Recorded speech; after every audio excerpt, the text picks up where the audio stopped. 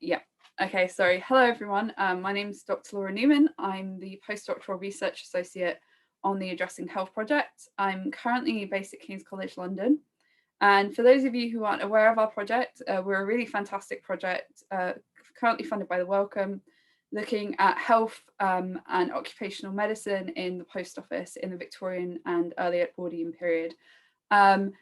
But before we joined the project, I spent quite a bit of time during my PhD researching and publishing on tuberculosis in the post office, which is what I'll be talking on today.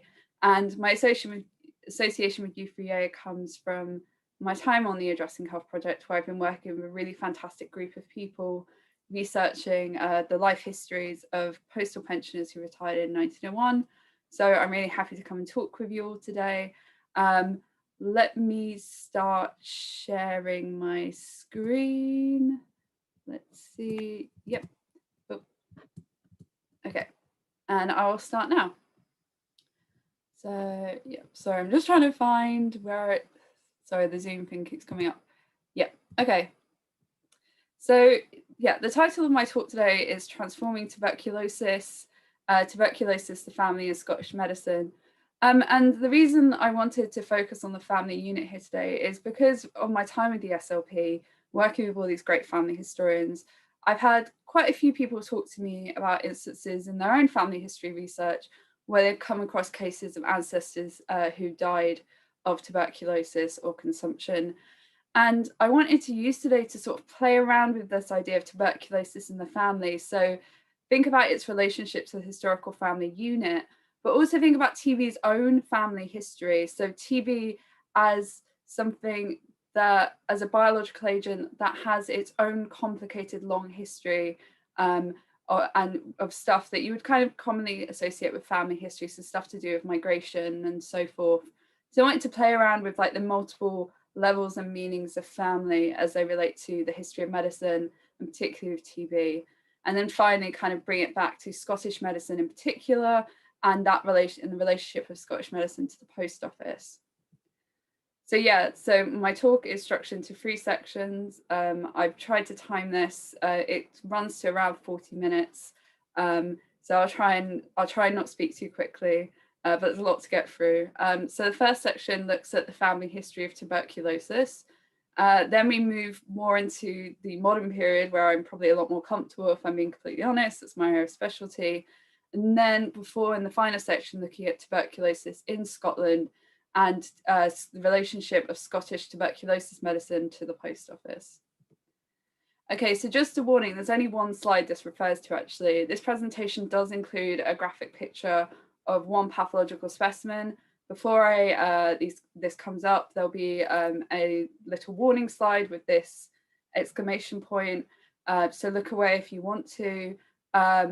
I will tell you when it's safe to look again. Okay, so now the first section looks at this idea of tuberculosis' own family history. So thinking of tuberculosis as a historical agent in its own right. So tuberculosis has an incredibly long and interesting genetic history. Tuberculosis was the first disease germ to ever be genetically sequenced. And so historians have done, not historians, scientists have done a lot of really interesting work on trying to trace the deep history of TB. And I'm concentrating a lot here today on mycobacterium tuberculosis, which is the TB that you get from human to human transmission.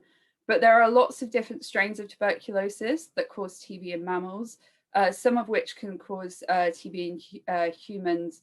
So other tuberculosis strains, possibly the most famous of which is Mycobacterium bovis, which is what causes bovine TB, so TB in cattle, and you can get that from drinking infected milk. But I'm concentrating mostly on Mycobacterium tuberculosis. So it first emerged, just like humans, somewhere in East Africa. So that's the kind of where the cradle of life for TB, just as it was a cradle of life for humans.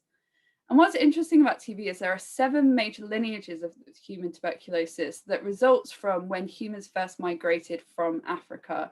And what very, very clever scientists have done in a way that I couldn't possibly begin to explain to you how they did it, is they've sequence each different strain or lineage of TB and connect it with different migration patterns and different areas. But the modern strains of Mycobacterium tuberculosis, so the thing that most closely resembles TB today, excluding multi-drug resistant TB, first emerged around 20,000 years ago. And like I said, it is just one member of a much broader pathogenic family that causes TB in mammals. And tuberculosis, which some of you may know or may not, is predicted to have killed more humans than any other known pathogen. It's still a major killer today. People often forget this, but it's still a very, very big killer. And this is the phylogenetic tree of different types of TB. And again, I just think this is very, very cool. So this traces the very kind of complicated genetic history of TB. And what I like about this is the kind of parallels it has today with, you know, all these tests that you do on 23andMe or on Ancestry, tracing your genetic heritage. And people have already done that for TB. So you can see here the different kinds of strains of TB, the different lineages, and where these predominate in the world. And if you're interested, yeah, just Google phylogeny TB. It's very interesting. Okay, so this is the one instance where something a bit icky shows up. So if you guys aren't comfortable with looking at pathological materials, please look away now. Okay, so what makes TB in humans so distinctive and also so dangerous? So probably the most important thing to consider about TB is its latent infection. So TB actually takes a really long time to multiply in the body, actually much slower than a lot of other disease organisms. But what this does is, if you're thinking about its history moving from East Africa to alongside humans, that's actually really good for its survival. That's really good. It doesn't die out quickly. It kind of incubates and hibernates, right? But this also leads to infection reservoirs. So it leads to cases where you've got these huge pool of people who have TB and are susceptible to TB. Another thing that makes tuberculosis distinctive and kind of dangerous is the multiple routes of infection. So primarily you get infected with TB through aerosol transmission, so through coughing or sneezing, for example. But you can also get it through food and drink. This is commonly associated with Mycobacterium bovis, which you can get from drinking unpasteurized infected milk, which, if we're sticking with the family history theme, is how my foster grandfather got TB in 1960s Lincolnshire from drinking raw milk from a farm. And the other thing that makes TB really distinctive and very dangerous is the fact that it can affect pretty much almost anywhere in the body. So the one that's most common and the one that people are most familiar with is pulmonary TB, so TB that affects the lungs. And we've got here a 19th century sample of a tubercular lung. And what tuberculosis, if you're thinking about like the kind of etymology of the word, it refers to tubercules, which are kind of nodules or cavities that can form anywhere on the body. So when they form in the lungs, you obviously get these huge cavities that show up in the lungs, which lead to all kinds of problems and often results in very advanced stages of the coughing up of blood as, you know, arteries and veins burst, etc., as the disease progresses. But there are other kinds of TB that can, again, spread. Tubercular meningitis, which is a really dangerous one, which affects the brain. Historically, this affected children quite a bit. Bone and joint TB. Actually, if you ever go to a pathology museum, so if this kind of thing doesn't bother you looking at samples like this, they often have examples of tubercular bones and joints, and you can see it's very, very distinctive, like little nodules and granulation on the bone, which really, like, it seems like an incredibly painful thing for someone to have lived with. Throat or laryngeal TB. So again, this was often associated with drinking infected milk, because as you drank it, the germs kind of then made a home in your throat. The kidneys, the lymph nodes, and lots more. So it could affect your skin as well, for example. So it's really quite a clever little pathogen in a lot of ways, a clever little germ. Okay, so we're now sort of moving on. We're skipping forwards many hundreds of years to the 19th century, which is where I'm probably a lot more comfortable really as a historian. I'm very much an interested layperson when it comes to things like the phylogenetics of TB. And I've included this image here because this is a postal history project, it's a postal history talk. I'm not actually super aware of how in the post-war period, stamps were used to fundraise for a lot of tuberculosis campaigns. And there's an interesting history there, one I haven't really had time to dig into that much. Yeah, whenever I can include stamps in this talk, I've tried to include stamps. And here again, I want to kind of return back to the theme of the families. So before the emergence of a theory of TB causation that included germs, so it included Mycobacterium tuberculosis, one of the most popular explanations for TB onset was the family and the idea of a hereditary transmission or predisposition towards TB. So think about it at this time, from the mid-19th century onwards, we get the Darwin's The Origins of Species, and that really influenced medicine to think more carefully about the role that hereditary factors play in disease. And so with TB, the idea was either it was transmitted directly from parent to child, but more often than not, it was this idea of a predisposition towards TB that you inherited, right? So you didn't directly inherit the disease, you inherited a predisposition towards it. And there were a number of exciting factors or that could trigger TB to eventually develop. And this included stuff like poor diet, alcohol abuse, an unhealthy environment, or an unknown contagion. So it's important to realize that before the TB germ was identified, there was still space in a lot of medical thinking for thinking about, there's probably an unknown biological agent that might be responsible for triggering TB. And I'm going to talk a bit more now about TB in 19th century Europe more generally. And before I do that, I'm going to turn my email off, which is very annoying. I do apologize to everyone for that. Before I get back to this, yes, so sorry. I usually do this in advance. Yes, okay, so TB in 19th century Europe. So TB in 19th century Europe undergoes a huge transformation in lots of different ways. So there's a demographic change, right? So the interesting thing about TB from the mid-19th century onwards is it's actually killing less and less people, and people are realizing that it's killing less and less people than before. But despite this, there's a huge amount of energy that gets invested in trying to fight TB in this period. And a huge amount of philanthropic energy and drive is directed towards eradicating the disease. And you've got here a fairly typical poster from the International Tuberculosis Exhibition in 1909. So this was a huge global movement, very much global in scale, that was dedicated to trying to rid the world of the menace of TB. So the reason why this is TB in this period really becomes a disease associated with a lot of anxieties about late 19th century society, particularly around class and medicine. So activists increasingly link TB to issues like the issue of housing, especially urban housing, the state of the food supply. So I've talked a bit about milk. I could do a whole separate presentation on milk and TB, but I won't. Alcohol abuse, again, this is the time of the temperance movement too. Childhood health, because as I said, children particularly were liable to quite vicious, nasty forms of TB that were hard to treat. So, and again, this is also the age of the great sentimentalization of the child. So there was a lot of energy devoted to trying to, give children a proper childhood free from the perils of like long-term disability. Workplace health, again, I could do a whole separate talk on this. I'll talk a bit more about this in the next section. And the economy too, because if you think about it, this is the age of empires. This is the age where, international competition on a global scale is something that countries like great nation states like Germany and the US and the UK and France are thinking more and more about. And, if we have a young generation or a generation of workers or soldiers who are afflicted with TB and, can't work, or can't fight in our armies because of the effects of TB, we have to do something about this.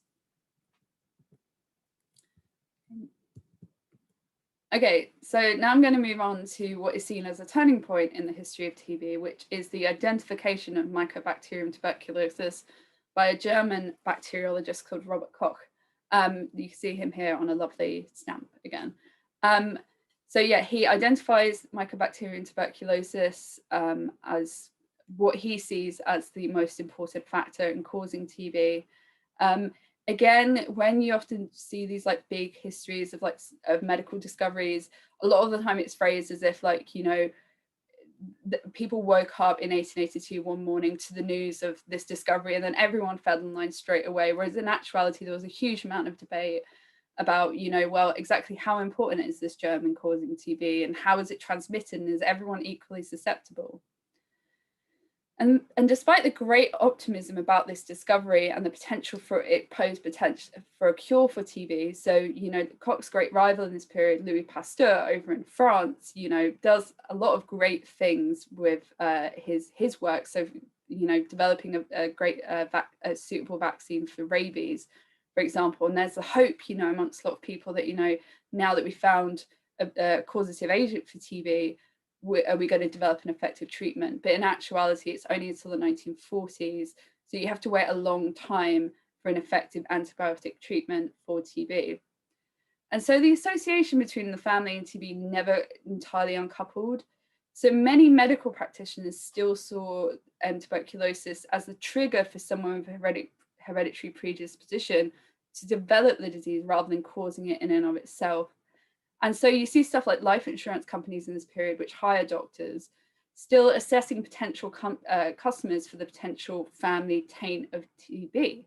So I'm going to go back a couple of things, slides. And here is a model life history form from Reginald Thompson's family phytitis, I can never pronounce it, where it was for insurance doctors to essentially write down the family history of tuberculosis.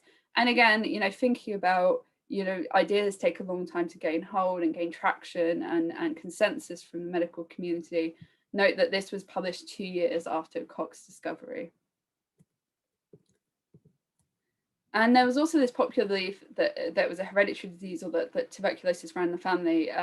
It was also continued amongst, you know, non-medical practitioners too, so the lay people.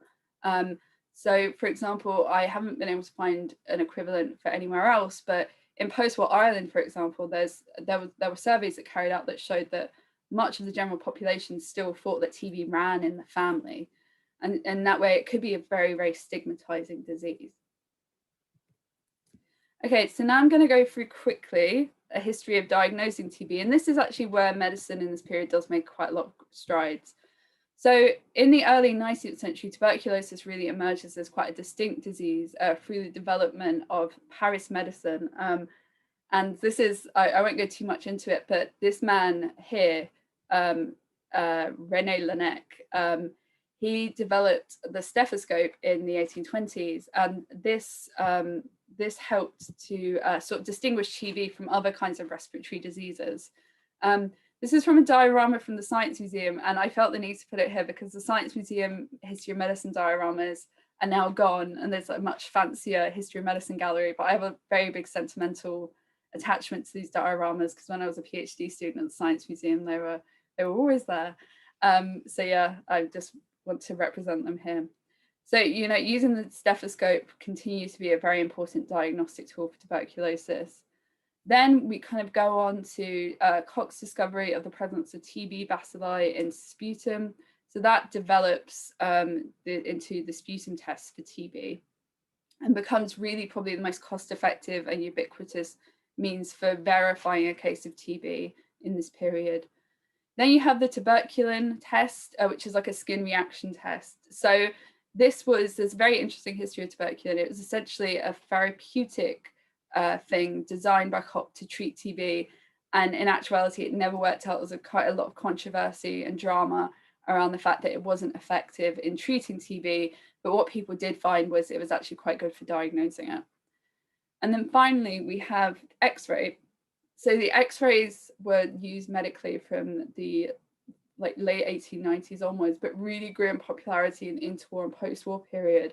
And what you saw a lot in the post-war period, which I can't speak very authoritatively on because I very much, my comfort level as a historian stops after 1945. They would have these mobile X-ray units that would go around the major cities X-raying people for TB, and the most famous of which actually took place in Glasgow, where you could get x-rayed for TB and entered into a prize draw to win a car or go on holiday. But that's a talk for another time.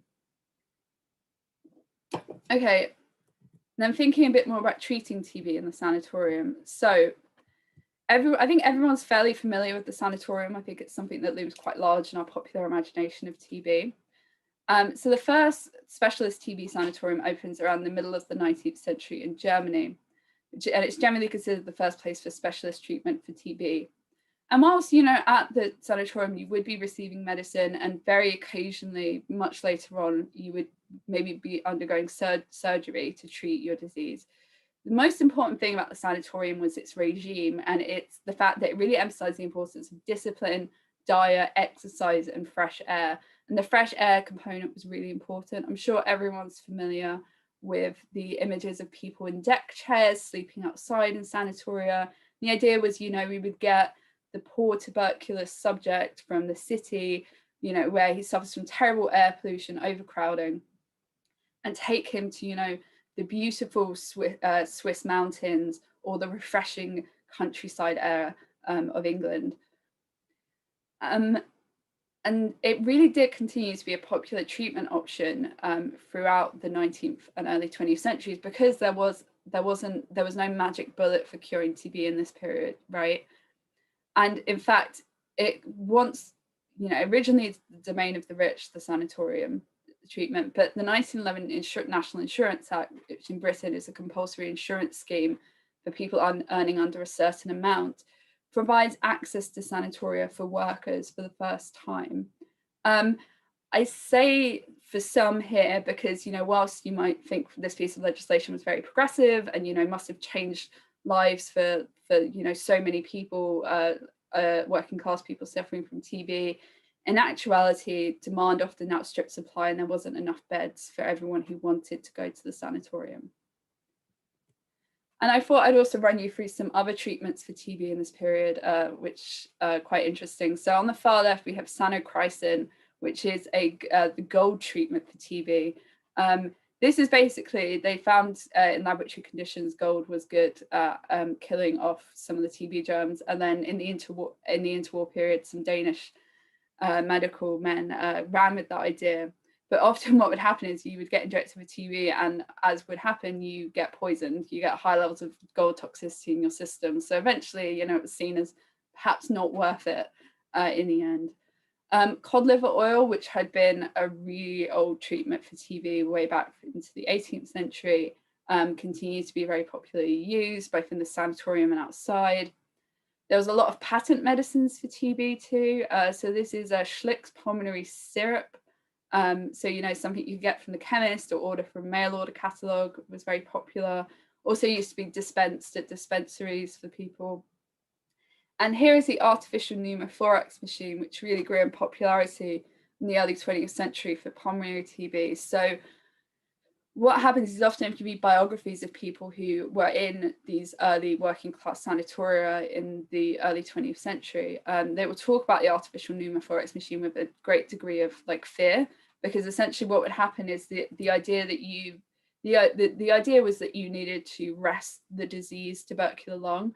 So what would happen is they would inject your lung often without anesthesia, and they would like artificially collapse it.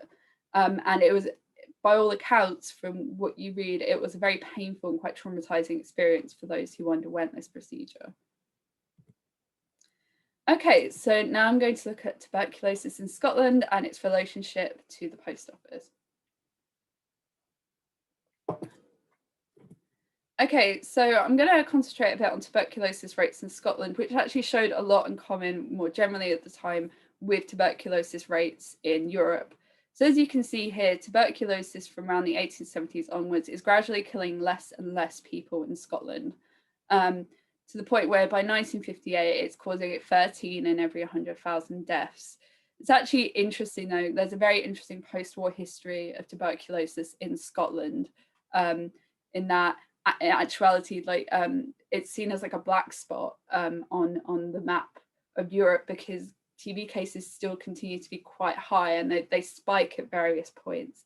And there's lots of questions as to, you know, what is making Scotland unique, what is making tuberculosis rates in Scotland rise versus the rest of the UK and the rest of Europe. So historians have identified historical tuberculosis spread in Scotland as really tied into the Scottish economy. So tying it a lot with rural outmigration.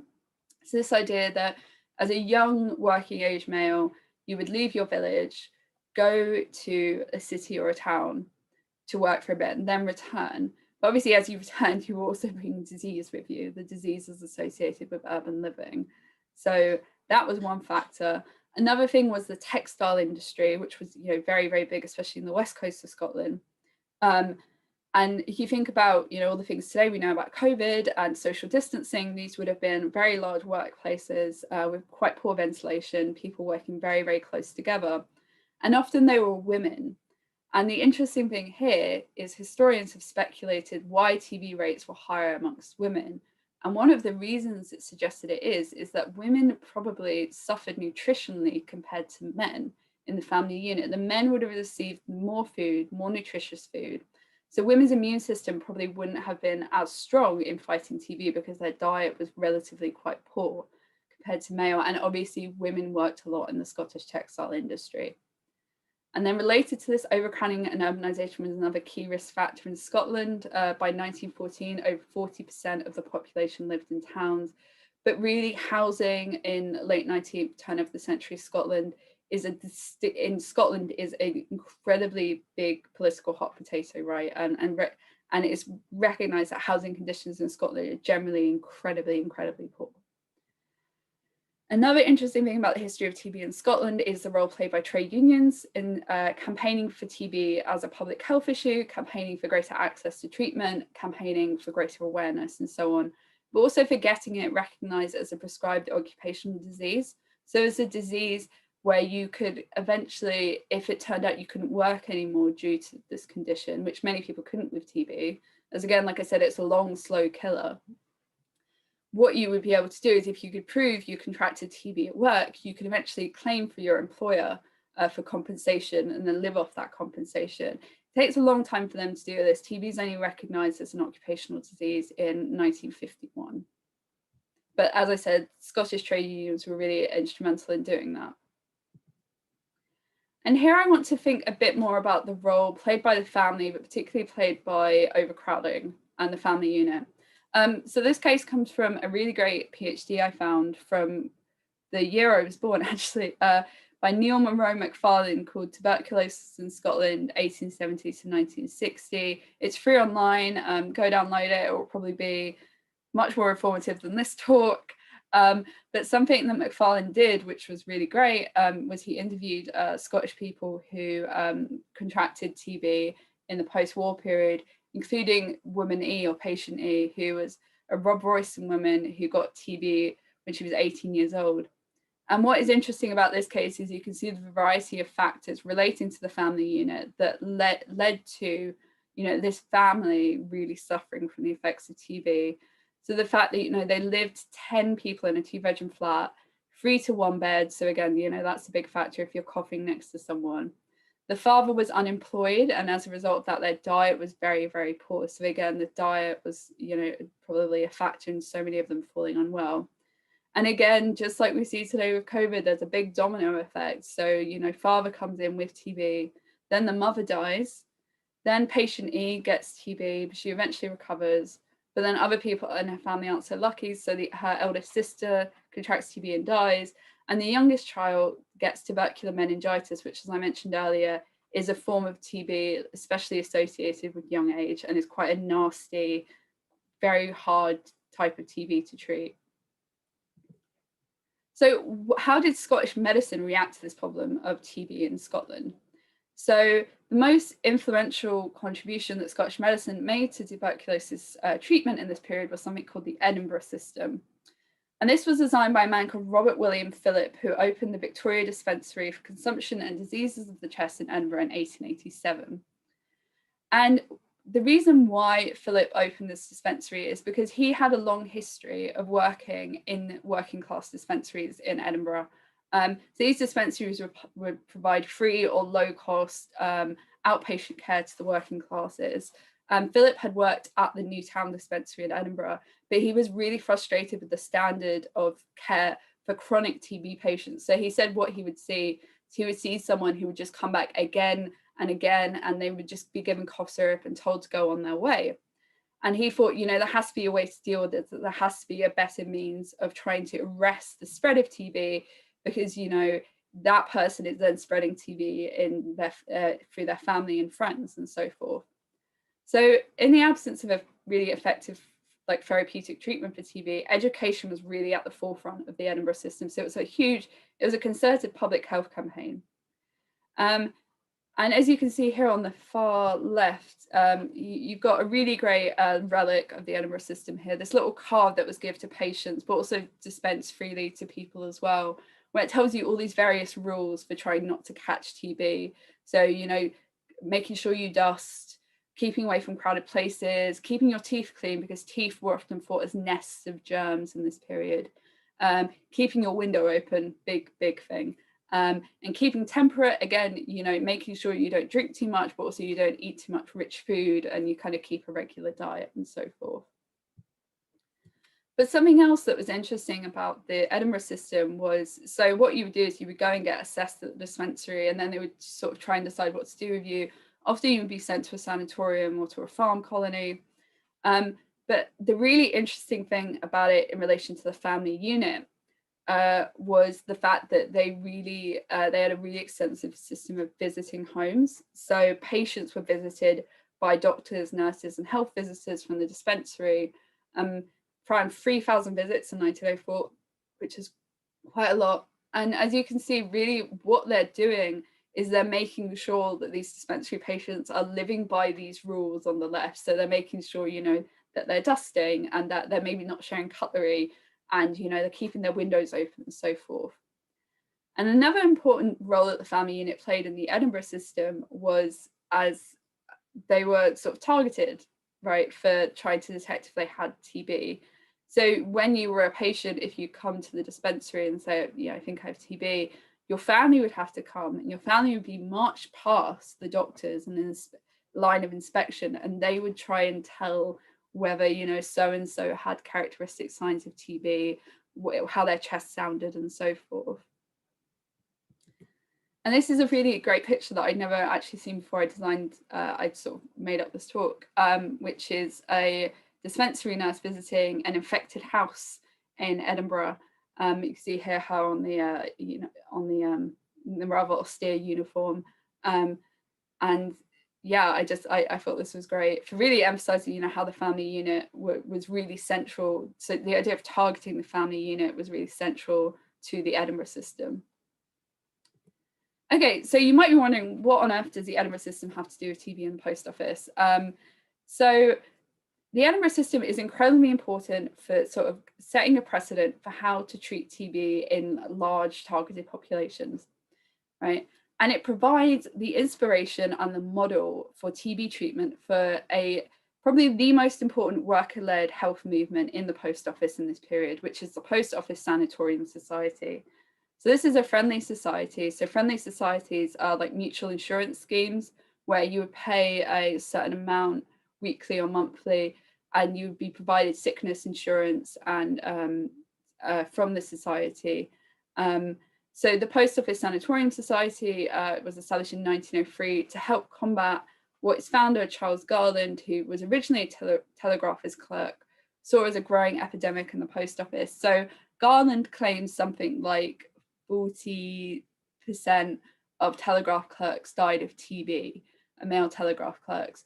I'm really not sure Garland was completely right with his figures, but he mounted a really convincing case. He was really good friends with a lot of these very high profile philanthropists involved with TB, friends with a lot of TB specialists, and really got the medical profession on his side. So he was writing a lot to medical journals, complaining about conditions in the post office, and agitating for change and for things to be done.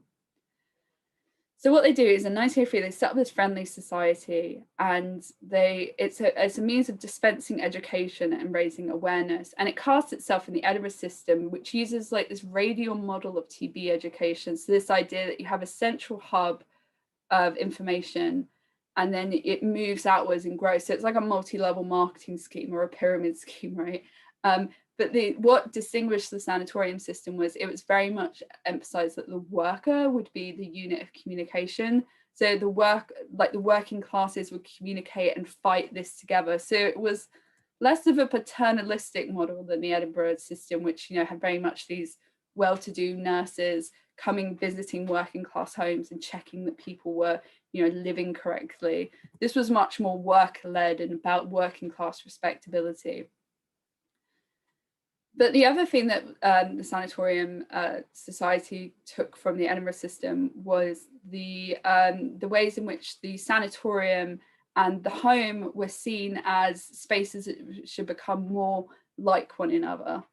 So really, so the Sanatorium system, the Sanatorium Society established its own sanatorium in 1906 in Kent.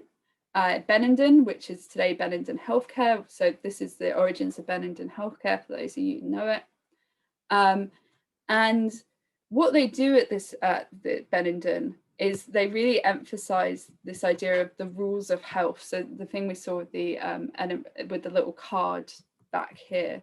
So they sort of create their own version of this. And this is the instructions to patients of the National Sanatorium, where it talks about here on the right, it's the end of the book where it's talking about what you should do when you get home. So it's not, you know, the rules for lunchtime at the sanatorium, or like, you know, this, you need to make your bed this way. This is about once you're out in the world, what you need to do. And the idea is basically to replicate sanatorium life in your own home. So getting regular exercise, you know, regular meal times as well. Again, a real symbol of institutional life. Disinfection of sputum. If you use handkerchiefs to spit, let them be boiled for half an hour before being washed. Boil your laundry, you know. So take all these precautionary measures that, you know, you see in the sanatorium and replicate them outside. And so whilst the Sanatorium Society, from what I can remember, does not have branches in Scotland itself or in Ireland, it's really important anyway to see how Scottish medicine in particular had this really important influence, I think, on the Sanatorium Society and provided a model for work-led activity and agitation against TB. Okay, so my conclusion's not great because A, I'm terrible at writing conclusions, and B, when I was practicing this, it kept on running over. I'm sorry if I've done that again. But essentially, I just want to conclude by thanking you for coming with me on this TB's family history journey from East Africa to Edinburgh. And I guess just a shout out here for the project in general, the Addressing Health project. But I'm really interested as a historian of TB, and now as someone who works a lot with family historians as part of this project, really interested to hear if anyone has any questions or thoughts. My email's there, because I know a lot of you may well be family historians. I'm really interested to think about people's own family histories of TB and play around a bit with that. So, you know, if you have any questions or thoughts or ideas or anything you want to talk about really with regards to TB in the family, just let me know. And yeah, I will stop now because I'm sure everyone's got some questions and my throat is getting incredibly croaky. So I'll stop sharing now.